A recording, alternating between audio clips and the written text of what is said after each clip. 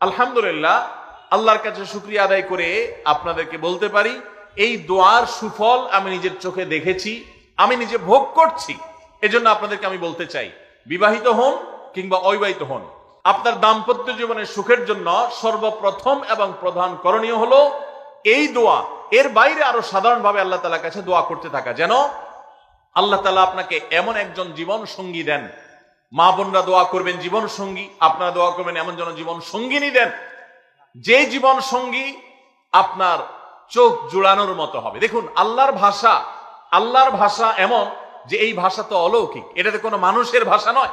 দোয়ার ভাষ্য লক্ষ্য করেন, আল্লাহ শিক্ষা দিচ্ছেন আমাদেরকে, রব্বানা হাবলানা মিন আজওয়াজিনা ওয়া যুররিয়াতিনা কুররাতা আয়ুন। হে আমাদের রব, আমরা আপনার কাছে এমন স্ত্রী চাই, এমন সন্তান চাই, এমন পরিবার চাই, যেই পরিবারের সদস্য, আমার স্ত্রী, আমার সন্তানরা আমার নয়ন জুড়াবে, আমার চোখ জুড়াবে, এরকম মানুষ চাই। একটু ভাষাটা লক্ষ্য করুন। আমরা সাধারণত দোয়া করলে কি চাই? আমরা এক একটা দিক চাই। ধরুন, আপনার স্ত্রী মাশাআল্লাহ অনেক সুন্দরী, অপূর্ব সুন্দরী, তিনি আল্লাহ তাআলা তাকে অনেক রূপ লাবণ্য দিয়েছেন, কিন্তু তার যদি চরিত্রটা খারাপ হয়, তাহলে এই স্ত্রীকে আপনার নয়ন জুড়াবে, চোখ জুড়াবে, চক্ষু শীতলকারী হবে? আপনার স্ত্রীর চরিত্র ভালো, দেখতে শুনতেও মাশাআল্লাহ সুন্দর, কিন্তু পড়ালেখা নাই, বুদ্ধি শুদ্ধি নাই, একটু বেকুব কিসিমের, তাহলে কি আপনার চোখ জুড়াবে? ভালো লাগবে? আপনার স্ত্রী শিক্ষা দীক্ষাও আছে, জ্ঞান গরিমায় মাশাআল্লাহ তিনি ভালো, রিচ, সমৃদ্ধ, আবার চেহারা সুন্দর, আবার তার মধ্যে তার চরিত্রের সমস্যা নেই, কিন্তু সমস্যা কি? সমস্যা ধরুন তার ভিতরে এমন রোগ আছে, শারীরিক রোগ, যেই রোগের কারণে আপনার জন্য সেটা বড় কঠিন পরিস্থিতির মুখোমুখি হতে হয়। ধরেন দুরারোগ্য কোনো ব্যাধি আছে, মরণ ব্যাধি আছে, এমন কোন রোগ আছে যেটার কারণে আপনাকেও সাফার করতে হয়, তাহলে এই স্ত্রী কি আপনার চোখ জুড়াবে? ঠিক একই কথা স্বামীর ক্ষেত্রে প্রযোজ্য, সন্তানের ক্ষেত্রে প্রযোজ্য। আল্লাহ তাআলা এমন একটা শব্দ শিক্ষা দিয়েছেন, দেখুন, আল্লাহর কাছে চাইতেও জানতে হয়। উল্টাপাল্টা দোয়া করলে দোয়া পূরণ হয়ে যাবে, কবুল হয়ে যাবে, কিন্তু আপনার কাজ হবে না। অনেক যুবক আছে আল্লাহর কাছে দোয়া করে, আল্লাহ বেশি না, লাখ 5 টাকা চাই। কত? লাখ 5। অনেক যুবক লিখে দেয় আমাদেরকে, হুজুর দোয়া করবেন বেশি না, আমি আল্লাহর কাছে লাখ 5 টাকা চাই। আল্লাহরে টার্গেট দিয়ে দিছে, কত লাগবে? 5 লাখ। কেন? একটা বাইক কিনবে, যুবক মানুষ, রাস্তাঘাটে বাইক ছাড়া চললে ভালো লাগে না, আর একটা ভালো সেট কিনবে, না হলে ফেসবুক স্ট্যাটাস ভালো করে দেওয়া যায় না, ছবি তুলে দেওয়া যায় না, সাইফুল্লাহ ভাই ছবি তুলে দিতে বলছেন না, মাহফিলের ছবি তোলা যায় না। আর কিছু টাকা দিয়ে ছোটখাটো একটা দোকান কিছু একটা করবে, বিয়ে শাদীর ব্যবস্থা করবে, বাস, বেশি কিছু চাই না। তো আল্লাহ তাআলা 5 লাখ টাকা ধরেন আপনাকে দিয়ে দিল, সাথে একটা রোগও দিয়ে দিল, ওই রোগে খরচ হবে 6 লাখ। তাহলে আপনার এই 5 লাখের কোনো মানে আছে? আপনারা একটা প্রসিদ্ধ ঘটনা অনেকেই শুনেছেন, একটা চুটকি, যে এক যুবক দোয়া করছে, আল্লাহ তোমার কাছে আমি এমন একটা লাইফ চাই, বিশেষ করে বেকার যুবকরা এগুলো বেশি দোয়া করে, আল্লাহ তোমার কাছে এমন একটা লাইফ চাই, বেশি কিছু না, যে লাইফে 2 হাত ভর্তি টাকা থাকবে আর আশপাশে শুধু নারী আর নারী থাকবে, এরকম একটা লাইফ চাই।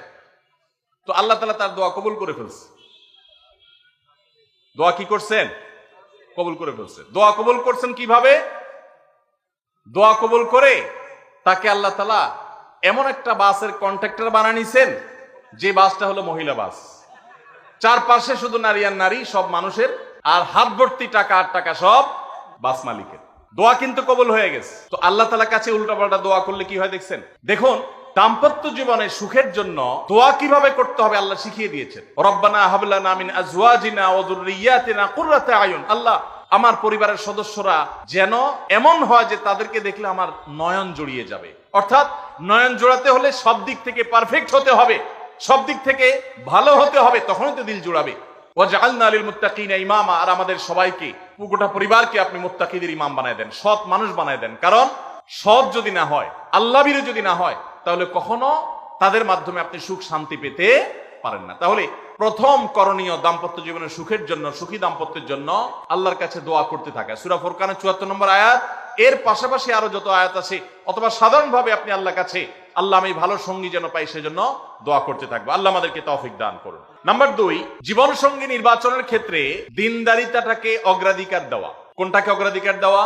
ধার্মিকতাকে অগ্রাধিকার দেওয়া। নবী করিম সাল্লাল্লাহু আলাইহি ওয়াসাল্লামের প্রসিদ্ধ একটা হাদিস আপনারা অনেকে শুনেছেন, তিনি বলেছেন, তুনকাহুল মারআতু লিআরবা। 4টি জিনিস দেখে সাধারণত মেয়েদেরকে বিয়ে করা হয়, বা মেয়েরা ছেলেদেরকে বিয়ে করে। 4টি জিনিস, সে 4টি জিনিসে একটি হলো লিমালিহা। সাধারণত পয়সা করে দেখে বিয়ে করা হয়। অনেক ছেলে ফেলে আছে দেখবেন, ছেলে ফেলে কি মুরব্বীরাও আছেন অনেকে, যে ছেলে বিয়ে করার জন্য পয়সাওয়ালা বাপের মেয়ে খোঁজে, আছে না নেই?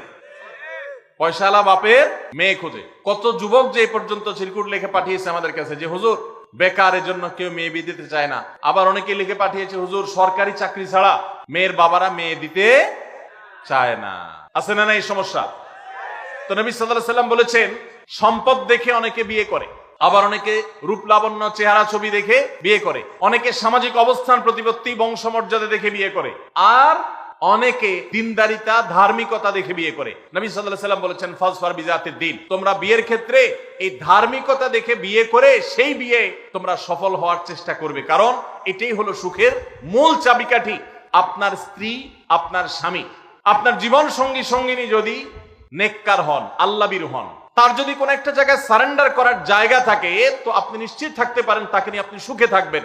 আর যদি সে আল্লাহর কাছে নিজেকে সারেন্ডার না করে, আল্লাহর কাছে নিজেকে আত্মসমর্পণ না করে, মুত্তাকি না হয়, আল্লাহভীরু না হয়, তাহলে তাকে দিয়ে আপনি কখনো প্রকৃত সুখ সন্ধান করতে পারবেন না। এজন্য ভাইরা, দাম্পত্য জীবনের সুখের জন্য দ্বিতীয় গুরুত্বপূর্ণ বিষয় হলো জীবন সঙ্গী সঙ্গে নির্বাচন করার ক্ষেত্রে অন্য যাই থাকুক আর না থাকুক ধার্মিকতা আছে কিনা এটা দেখতে হবে। এটা যদি দেখেন তাহলে সেক্ষেত্রে ইনশাআল্লাহ আপনি সুখী হবেন। ধার্মিকতার আবার সংজ্ঞা কি? এখানে মুশকিল হলো আজকাল মেয়েদের বোরকা পরলেই মনে করা হয় ধার্মিক, ছেলেরা নামাজ পড়তেছে মনে করা হয় ধার্মিক। এটুকুই শুধু ধার্মিকতার সংজ্ঞা নয়। ধার্মিকতার সবচেয়ে বড় সংজ্ঞা হলো কোরআন এবং হাদিসের সামনে সে নিজেকে আত্মসমর্পণ করে কিনা, সে সারেন্ডার করে কিনা, আল্লাহর নির্দেশ পেয়েছে, রাসূলের নির্দেশ পেয়েছে, আল্লাহর নিষেধাজ্ঞা রয়েছে, সেই জায়গায় সে থেমে যায় আর সে আগে বাড়ে না, নিজেকে সমর্পণ করে দেয়, মাথা নত করে ফেলে।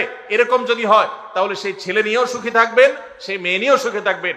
আমি বিশেষ করে মেয়ের বাবারা যারা নিজের মেয়ে বিয়ে দেওয়ার জন্য সরকারি চাকরিজীবী খুঁজেন, পয়সাওয়ালা খুঁজেন, বিভিন্ন বড় বড় পদে থাকা মানুষগুলোকে খুঁজে বেড়ান, আমি তাদেরকে বলি আপনার মেয়ের জন্য ফজরের নামাজের সামনের কাতারে থাকা যুবকগুলোকে খুঁজে বের করেন। এই যে যুবকরা চিৎকার করছে সবাই ফজর নামাজ পড়েন, আল্লাহ সব যুবককে ফজর নামাজ জামাতের সাথে পড়ার তৌফিক দান করুন। ভাইরা আমার, যেই ছেলে আল্লাহকে ভয় করে, যেই ছেলের ভিতরে কোরআন এবং হাদিসের কাছে আত্মসমর্পণ করার মতো মানসিকতা আছে, এই ছেলে আর যা হোক তার স্ত্রীকে কখনো কষ্ট দিবে। যেই মেয়ে কোরআন হাদিসের কাছে নিজেকে সমর্পণ করেছে, কোরআন হাদিস যেহেতু স্বামীকে শ্রদ্ধা করতে বলে, এই মেয়ে কখনো স্বামীর প্রতি অশ্রদ্ধা করবে না। অতএব দাম্পত্য জীবনের অনেক গুরুত্বপূর্ণ একটা পয়েন্ট হলো এটা, যে আপনি তার রূপ লাবণ্য, সামাজিক অবস্থান, সম্পদ, পয়সা কড়ি এগুলো দেখেন বা না দেখেন, প্রধান বিবেচ্য বিষয় হবে তার ধার্মিকতা। এটা যদি দেখেন ইনশাআল্লাহ দেখবেন যে আপনি সুখে থাকবেন। আল্লাহ তাআলা আমাদের সবাইকে এই দিকটাকে বিবেচনা করে আমাদের দাম্পত্য জীবনকে গড়ে তোলার তৌফিক দান করুন। তৃতীয় যে পয়েন্টটি বলতে চাই তা হলো দাম্পত্য জীবনের সুখের মূল মন্ত্র হলো সবর এবং শুকর। সবর এবং আমাদের দেশে সর্বস্তরে, শুধু দাম্পত্য জীবনে না, সব ক্ষেত্রে বেসবরি, ধৈর্যহীনতা, অসহিষ্ণুতা এটা এমন পর্যায়ে চলে গেছে, আপনারা পত্রিকার পাতা খুললেই দেখবেন যে বিয়ে বাড়িতে চিংড়ি মাছ দেওয়া হয়েছে সাইজ একটু ছোট, সেজন্য মারামারি হয়ে শুধু বিয়ে ভাঙছে তা নয়, 2-4 জন মারাও গেছে। শোনেন না আপনারা?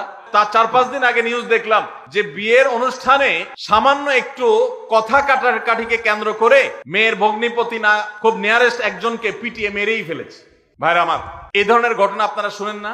ঘরে ঘরে অসহিষ্ণুতা এবং ধৈর্যহীনতা। আমি একটা কথা প্রায় বলি, সুখী দাম্পত্য জীবনের জন্য পুরুষ এবং নারী উভয়ের জন্য সর্বপ্রথম এবং প্রধান করণীয় হলো আল্লাহ তাআলার কাছে অনেক আগে থেকে দোয়া করতে থাকা, দরখাস্ত সাবমিট করা যে আল্লাহ, আমার পরিবার, আমার স্ত্রী, আমার অনাগত সন্তান সন্ততি যারা আসবে আমার বংশে, আমার ঘরে, আমার সংসারে, আমার পরিবারে, আল্লাহ আপনি তাদেরকে নেককার, তাদেরকে মুত্তাকিদের ইমাম এবং তাদেরকে এমন মানুষ বানিয়ে দেন যেন তারা চক্ষু শীতলকারী হয়। আপনাদেরকে একটা দোয়া শিখাতে চাই, অনেকে হয়তো জানেন, সূরা ফুরকানের 74 নম্বর আয়াত।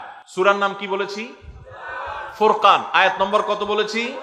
74।